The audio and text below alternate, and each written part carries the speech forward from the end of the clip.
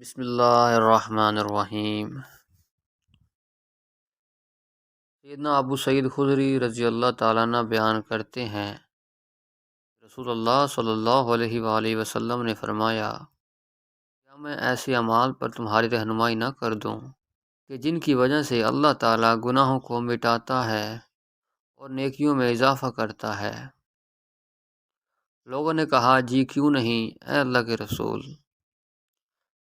آپ صلی اللہ علیہ وآلہ وسلم نے فرمایا، ناپسندیوں کے باوجود وضو مکمل کرنا، مسجد کی طرف زیادہ چل کر جانا اور ایک نماز کے بعد دوسری نماز کا انتظار کرنا۔ مسند احمد 589۔ سیدنا عثمان بن عفان رضی اللہ تعالیٰ عنہ بیان کرتے ہیں، رسول اللہ صلی اللہ علیہ وآلہ وسلم نے فرمایا، جس نے وضو کیا اور مکمل وضو کیا اور پھر فرضی نماز ادا کرنے کے لیے مسجد کی طرف گیا اور وہ نماز ادا کی تو اس کے گناہ بخش دیے جائیں گے۔ مسند احمد 593۔ صحابی رسول سیدنا ابو امامہ حمصی رضی اللہ تعالیٰ عنہ بیان کرتے ہیں، رسول اللہ صلی اللہ علیہ وآلہ وسلم نے فرمایا، وضو پہلے گناہوں کو مٹا دیتا ہے، نماز زائد ہوتی ہے۔ کسی نے پوچھا کہ کیا تم نے رسول اللہ صلی اللہ علیہ وآلہ وسلم سے یہ حدیث سنی ہے؟ انہوں نے کہا، جی ہاں، 1 2 3 4 اور 5 بار نہیں بلکہ اس سے زیادہ دفعہ۔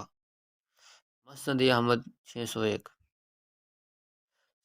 سیدنا جابر بن عبداللہ رضی اللہ تعالیٰ عنہ بیان کرتے ہیں، رسول اللہ صلی اللہ علیہ وآلہ وسلم نے فرمایا، جنت کی چابی نماز ہے اور نماز کی چابی وضو ہے۔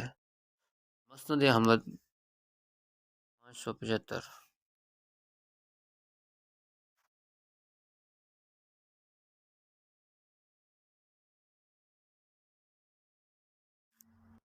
ابو ہریرہ رضی اللہ تعالیٰ عنہ کہتے ہیں کہ رسول اللہ صلی اللہ علیہ وآلہ وسلم نے فرمایا، نماز کا ایک اول وقت ہے اور ایک آخری وقت۔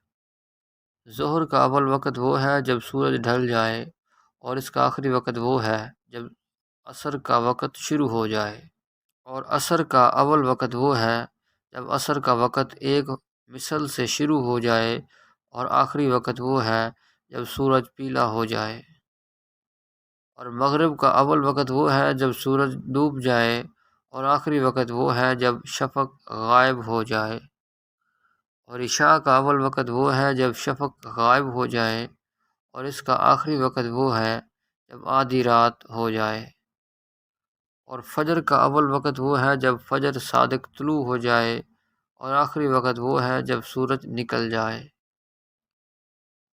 وضاحت: حدیث میں لفظ افق ہے جس سے مراد شفق ہے، یعنی سورج کی سرخی اندھیرے میں گم ہو جائے۔